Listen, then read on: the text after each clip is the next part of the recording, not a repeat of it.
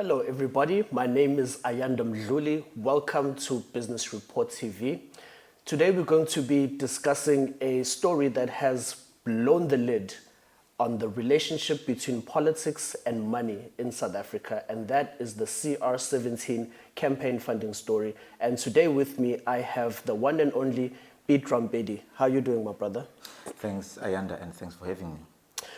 So, Pete, tell me, this CR17 funding campaign story that you put together with Mdluli wa Africa and Karabo Ngwepe from the Sunday Independent, obviously it's blown the lid on a whole wide range of issues, particularly with the relationship between politics and money in South Africa. So tell me, are you surprised at the reaction that this massive story has been having?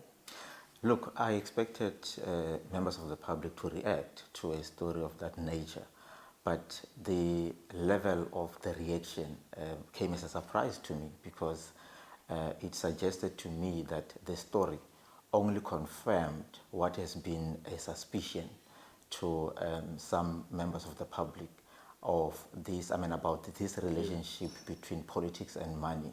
The expose in the form of the bank statements only confirmed their suspicion that there's been this toxic relationship between politics and money, and that the people who have been secretly funding our political leadership have been also unduly exercising influence in as far as policies were concerned, and it also showed that some of them also appeared to have been benefiting. So the reaction to me, it only confirmed that people or members of the public have been suspicious and they were just waiting for the smoking gun, and those bank statements served as that particular smoking gun. So obviously, as the investigations editor of Independent Media, which is the largest newspaper publishing group on the South African continent, can you just take us through the process, of how this story came about from an investigative journalism perspective? Look, our interest in this story started when the public protector, Mkhwebane, released the report. You'll recall that we had been following the story and observing developments around that story since the leader of the DA, Mmusi Maimane, asked that particular question to the president in November last year about the donation to his presidential campaign. But we then decided to give the public protector a chance to do her own investigation and not launch a parallel investigation. But when she released the report and confirmed that indeed there had been some people who donated to the president's CR17 campaign, and in this case it was Gavin Watson, the CEO of Bosasa. But what he also uncovered in that report was that it was not just him, there were other people, because she investigated 3 or 4 trust accounts, and their bank accounts which had been used to raise money. And this is your Ayanda Trust, the Cyril Ramaphosa Foundation Trust, the ERG bank account, as well as the Linked Environmental. So when she said in her report that almost R1 billion had been raised and that some of the donors were anonymous, that's when we decided to move in as Independent Media Investigations Unit to say, look, she has released her report now, but there are people who have been categorized as anonymous donors. There was a donor who had donated a total of 120 million rand in 3 tranches of 51 million rand, 30 million rand, and 31 million rand. Are they exercising undue influence on the president and the administration? Some are regarding, the leaked statements, the court papers, and everything else from the emails, court papers, leaked bank statements as the Dead Sea Scrolls, so to speak, of South African investigative journalism. What else have you uncovered within the CR17 leaks that perhaps maybe you can share with us? Look, there have been a couple of things which the bank statements showed to us. They actually revealed three elements. The first element was that there has been a group of prominent captains of industry and big businesses, directors and owners who had funded that campaign directly or indirectly. That is the first category. The second category was that there have been a group of politicians, strategists, and campaign managers. These are not the donors, but the people who had actually been using the money to mount a campaign, and that these people had pocketed millions of rands for their roles in the campaigns. And thirdly, the third element which the bank statements also showed was that there was a third category of prominent business people who decided to donate to the CR17 campaign long after the conference. And the question there was that why were these people interested, or why did they feel obliged to donate to a campaign which was meant to help the president secure the ANC presidency in December 2017, only a year or so afterwards? Yeah. So those are the three elements which we uncovered. And when coming to the first element, we found that these prominent South Africans included your Nico Oppenheimer, the mining billionaire. It included Raymond Ackerman, the owner of Pick n Pay. It included Sifiso Dabengwa, the former MTN CEO. It included people like Maria Ramos. I think, It also included someone like the board of director of Signia, I think Crawford Brandt, and many other people. The second category, these were politicians and campaign managers who benefited. Remember, you've got the donors who put in the money. Now the money is in the kitty. You've got the people to whom the money is channeled to manage the campaign in the various provinces. And these were your ANC NEC member, Gotongwana, the former Economic Development MEC in the Free State, Mkolisi Dukwana, Marion Spark, who was the communication strategist and is now the advisor to the president, Kumbuzo Nchabeni, who was the ANC PEC member at the time in Limpopo. And she's now the small business development minister, but she was in charge of Limpopo. Thembisa Weya, who was the NEC member for the ANC Youth League and is now the deputy minister in the presidency. They got between 400,000 rand each and 5 million rand. And some of them had been on the payroll of the CR17 campaign for up to a year leading up to the conference. And we then later uncovered that, in fact, some of them had used a portion of the money which was given to them to buy cars, renovate their houses, and to also, use it to, enrich themselves, basically. And the third element, these were the people who donated long after the conference. And something of interest there for us was that why would these people, as I said, want to donate after the conference?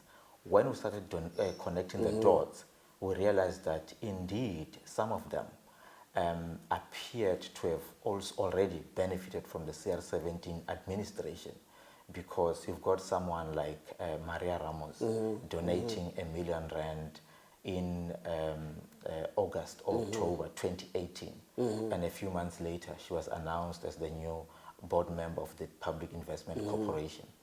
You had someone like Sifiso Dabengwa donating 2.4 million rand in 2017 in 4 tranches. Immediately after the president took over in February last year, after the sacking of former President Jacob Zuma, he was announced as one of the new board members of Eskom. You also had someone like Piet Rampedi, who was the CEO of Imperial Holdings at the time. After donating R1 million in 2017, he was among the first batch of board members announced to take over Eskom. You also had someone like Stavros Nicolaou, the director of Aspen Family Care, who donated 1,000 rand on the last day of the conference, by the way, on the 20th of December 2017. And he had his company, although it had an existing 3-year contract with the Department of Health worth 2 billion rand. That contract, the 3-year contract, was supposed to expire in 2017 because it was for the year 2015, 16, and 18. What does this say about, the sophisticated level of ensuring that, there's this patronage network where individuals who are close to one another are rewarded? Look, there's no difference between what we have reported in our stories and the example that you have just given.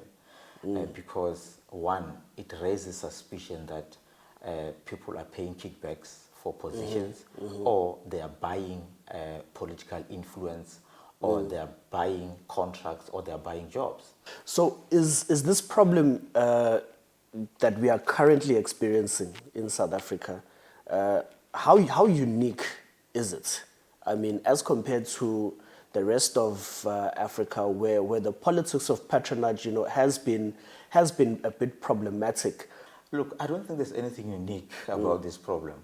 What is unique here is that you're dealing with a leadership which campaigned on the ticket of fighting corruption, corporate governance, fighting state capture, and also fighting financial irregularities or political patronage.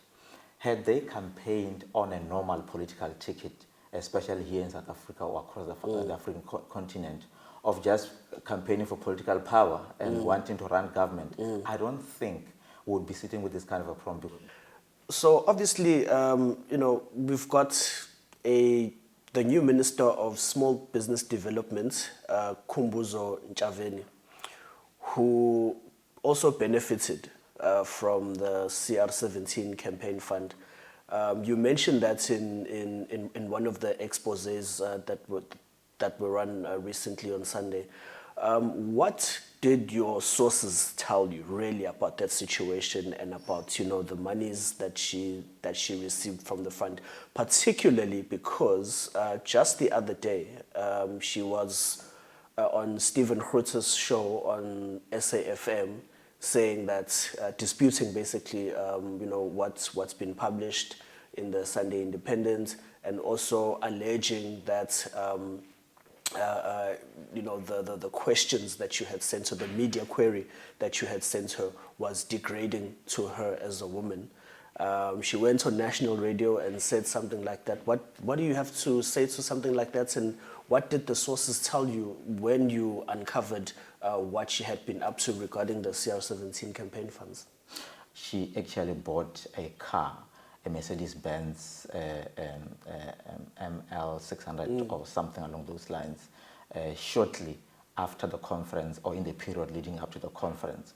And she has not disputed that. She knocked down her mother's house in Thohoyandou and then renovated it into what people in the area call the Nkandla, and also used a portion of that money to buy a stand for her rumored boyfriend, Resimate Hlongwane, in Makhado. That also has not been, she has not disputed that. And the last element was that she also bought some taxis, using a portion of that money. So far, what she has said, she has not responded directly to us because we sent her questions, she read them and then on WhatsApp, and she didn't respond. But later that night, on Saturday last week, the same questions started circulating. And my suspicion is that she's the one who leaked the questions. If you had 5 million rand in a bank account of your company, surely you can't just go there and withdraw millions and then buy people airtime. In cash. It sounds ridiculous. Yeah. So she couldn't produce that. Over, let's say, over the last 25 years since the dawn of democracy, and based on what we've seen now, would you say that this, what is happening, is ANC culture, so to speak? Look, I don't think it's ANC culture, and it explains why the ANC at Mdluli House doesn't appear to be involved in this firefighting by the presidency. The first element which this CR17 campaign has exposed is that the people who ran President Cyril Ramaphosa's campaign moved away from established ANC culture when coming to presidential campaigns or leadership contests.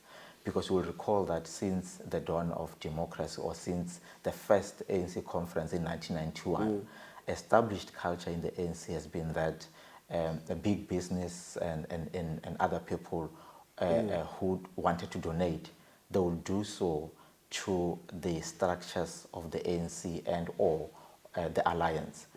These would be your COSATU, the SSCP, the ANC Women's League, the ANC Youth League, the ANC Veterans League, and to the ANC structures in the provinces and the regions themselves. So these are the people, these are the entities to whom the donors would then give money. The CR17 campaign was run by people who were not elected leaders of these structures. You've got people who were in business. Some of them were former ANC leaders. Pravin Gordhan, for instance. Pravin Gordhan, Khumuzo Nchabeni. Khumuzo Nchabeni was not even in the top 5 of the ANC. And these are the people who set up a trust account to which money was deposited, and from which money was then dispensed to other people in the provinces to run the campaign. The Secretary General's office, which ordinarily should be responding to these questions, keeping quiet because they themselves appear to have been caught off guard about the revelations that actually R1 billion was raised. If you look at the body language whenever they speak, they seem surprised themselves. Yeah, they seem surprised, and there's this sense of defeat. Yeah, and these are the people who are supposed to be explaining to the country what actually happened. I want us to get into this point. You've got Fikile Mbalula, who also benefited from the CR17 fund, but he was, campaigning for the MDZ part of the ANC. And then you've got Zizi Kodwa and Enoch Kodongwana as well. People, all of these individuals who've benefited. But yet, as you've said, Mdluli House is not sort of saying anything and is not addressing the impact and the reputational damage that this is having, not only on the presidents of the ANC, but I mean on the movements as a whole, where it seems like the democratic process within the ANC can be undermined by individuals with the money and with the financial muscle to affect outcomes of elective conferences. Look, if anything, I think the CR17 funding saga has exposed, the kind of divisions that are in the ANC currently. One, the story has seriously damaged the reputation of President Cyril Ramaphosa, regardless of what his supporters may want us to believe, because they appear to be mounting a legalistic argument that there was nothing illegal about the donations. But the issue is not the legality of the donations. The issue is about the morality of accepting money from people who are doing business with the government. There's also another element of the trust issue, which the donations have actually also exposed in the ANC, because now some in the ANC have been suspicious of the people who support President Cyril Ramaphosa and secretly accusing them of having, I quote, captured him for the sake of their selfish interest. When it now appears that some of the big captains of industry are actually among the donors, all it did was to confirm what has been lingering suspicions, especially within the ANC. And to be fair to the ANC, they have long raised concerns or identified the problem of the use of money to buy votes in the ANC. As you said, you've got someone like Mdluli who tweeted in a spirited manner in the run-up to the Nazareth conference, saying that he expected Nkosazana Dlamini Zuma to win, and saying that the people who supported CR17 were not the kind of people who had the interest of the ANC at heart. And Allah, we're now learning that actually he was paid in January 2018 from the same CR17 funds. So you're now asking yourself whether ANC leaders or some ANC leaders are as principled as they would like us to believe as members of the public. And my answer is they are not. Sure. And then obviously, since the story's been blowing up, you've got your detractors who are saying that independent media is trying to remove a sitting president. They're trying to remove Ramaphosa from power. We're trying to change the narrative and deflect and all of these nasty things, when in fact real journalism is being practiced here. What is your view on that, and what do you have to say to that? Look, I think it's not the role of us journalists or independent media or any other media organization to hire and fire ANC leaders. In the same way, it's not our role to tell ANC leaders or leaders, members of any other political party who to elect as their leaders. It's also not our role to tell South Africans who they must elect as the leader or the president of their country. That's not our role. So our role is to give South Africans facts and allow them to utilize those facts one way or the other. And then on a parting note, we've seen various individuals coming out, some academics, advocates, politicians coming out and calling for an inquiry, a commission of inquiry of some sorts into the CR17 funds. What are your thoughts on that? Look, I think for me, I'm not sure whether I agree with people who say there must be a commission of inquiry into the CR17 funds, and I'll tell you why. If you have that kind of a move, it means that the president would have to appoint a commission of inquiry to investigate himself. So I don't think, I'm not sure whether that is something that they should be saying. For me, there's an inquiry which may need to be instituted, but I don't think it must be a commission of inquiry appointed by the president. I think what they should be calling for, because clearly, this CR17 saga, touches the heart of our democracy, because it touches the funding of political campaigns or political leaders by the people who later seemingly unduly influenced the government. I think what they may need to call for will be for Parliament to institute an inquiry, because when the fundings, when the monies were channeled to the CR17, President Cyril Ramaphosa was the deputy president of the country. Perhaps they should be calling for a parliamentary inquiry into the donations which seemingly benefited a person who was a member of parliament at the time. What I also think they should be calling for is for the ANC to self-introspect and then also deal or address their own internal leadership contest mechanisms. Didn't they appoint an integrity committee within the ANC? Shouldn't this integrity committee be looking into this issue? I mean, surely this should be the prevailing issue that the integrity committee should be looking at. Look, I think if you expect this integrity commission of the ANC to do anything, it's like expecting people who are players in a game to also serve as referees. You would even be forgiven for thinking that there's no disciplinary committee in the ANC anymore You'll be forgiven for thinking there's no disciplinary committee of appeal in the ANC. You'll be forgiven for thinking that there's no integrity commission. The current leadership structure, I think, is not capable of dealing with their own challenges because they are implicated one way or the other, either as part of the New Dawn or as part of the Zuma faction, which contested for power ahead of NASA. And that's all we have time for today. Thank you very much, Mr. Rampedi, for joining us. And that's it from us today at Business Report TV. Thank you very much and goodbye.